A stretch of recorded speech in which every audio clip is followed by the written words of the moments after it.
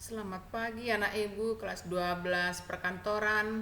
Apa kabar? Ibu berharap kalian sehat-sehat dan baik-baik dan tetap masih semangat belajar. Kita jumpa hari ini dalam pelajaran OTK Kepegawaian di hari Selasa ini ya. Sudah masuk kita ke bab 5. Mungkin pertemuan berikutnya kita akan masuk ke ulangan harian nanti.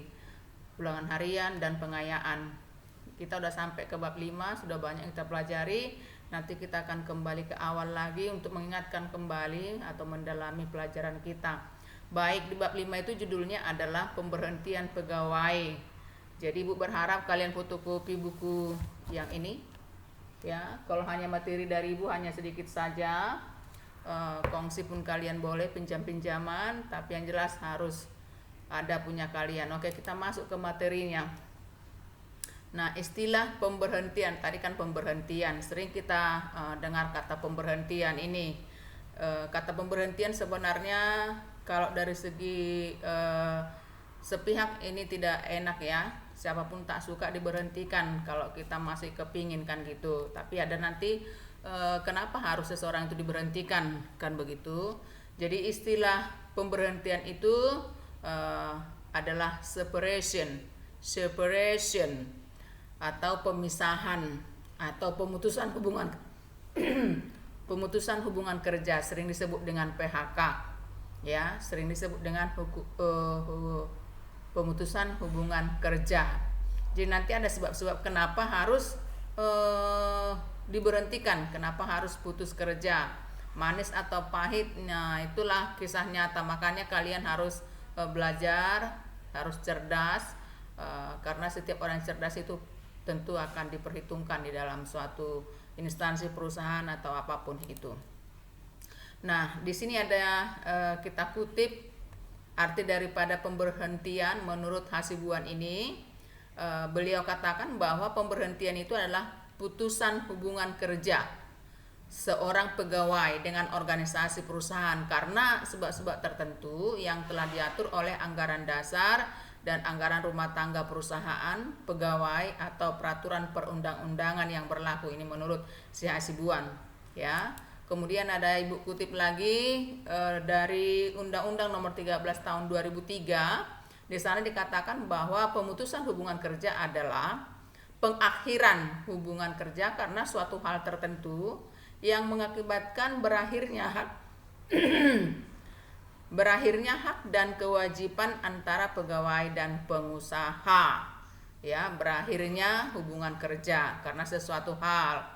Nah, seperti sekarang ini apakah karena perusahaannya jatuh pilot karena tidak bisa lagi go public, mengekspor atau bagaimana, maka banyak tenaga kerja yang diputus hubungannya itu oleh pihak perusahaan karena sesuatu hal tentu tidak diinginkan oleh kedua belah pihak. Kemudian ada landasan hukum pemberhentian pegawai, tidak boleh sesuka hati.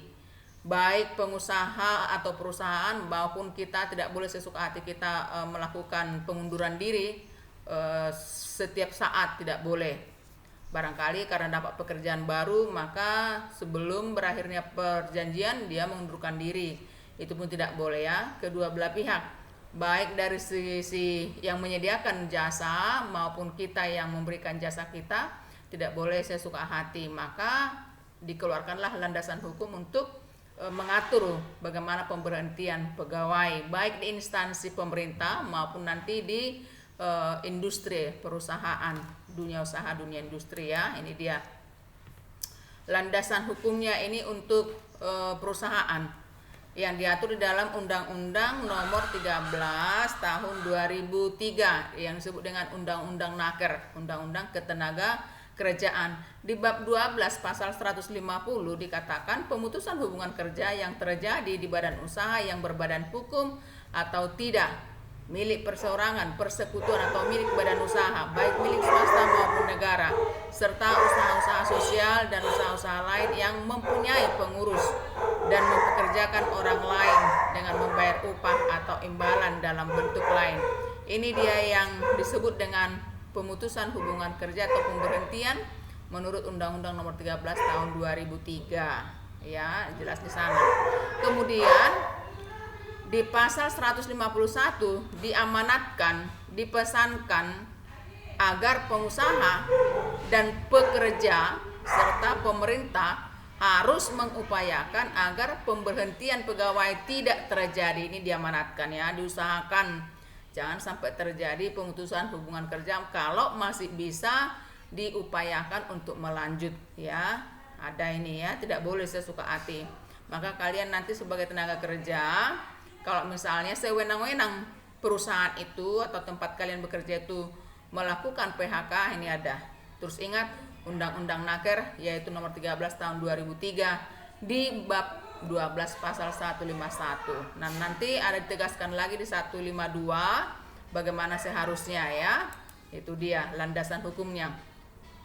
Kemudian penyebab pemberhentian pegawai bukan PNS ini masih di DUDI ya, dunia usaha, dunia industri, bukan PNS.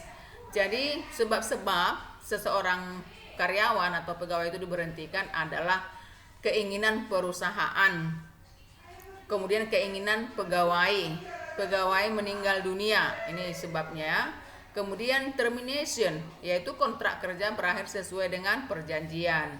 Ini ya, biasanya untuk menghindari hal-hal yang tidak diinginkan, maka pihak perusahaan itu memberikan suatu statement atau pernyataan kepada calon pegawai untuk dipelajari, kemudian kalau cocok ditandatangani lalu diterima. Kalau nanti besok lusa sesuai dengan terminationnya sudah berakhir, dikeluarkan, tidak ada masalah ya. Itu dia. Inilah sebab-sebab, ada 4 seseorang itu diberhentikan. Ini untuk dunia usaha, dunia industri. Kemudian kalau keinginan perusahaan itu karena yang bersangkutan sakit-sakitan sehingga tidak mampu melaksanakan pekerjaan, kemudian telah berusia lanjut sehingga prestasi kerjanya menurun, terlibat tindakan pidana dan dihukum atas keputusan hakim, ya itu udah pastilah ya. Kemudian pegawai tidak mampu menyelesaikan pekerjaannya dalam masa percobaan, kan ada training biasanya 3 bulan ya. Kalau selama 3 bulan itu dia mati, kurang mampu, kurang cerdas, ya tentu tidak diterima. Kemudian dismissal, melakukan pelanggaran disiplin dan tata tertib perusahaan. Kemudian melakukan perilaku yang kurang baik seperti asusila di lingkungan kerja. Ini tidak bisa langsung diberhentikan itu kalau perusahaan yang melakukan tindakan pemberhentian. Kemudian kalau pegawai yang bersangkutan menginginkan pemberhentian itu karena apa? Ingin melanjutkan pendidikan untuk mendapatkan pekerjaan lebih baik, dia mengundurkan diri. Kemudian gaji atau balas jasa yang terlalu rendah, tentu tidak cocok mungkin ya, biaya atau transportasi yang dikeluarkan untuk menjangkau pekerjaan dengan gaji yang dia terima tidak cocok, untuk apa dilanjut gitu ya. Kemudian karena mengikuti keluarga yang pindah keluarga mungkin kan. Kemudian ketidaktepatan dalam memberi tugas, kadang jadi security, kadang jadi CS, kadang jadi tata usaha, ini tidak cocok ini ya.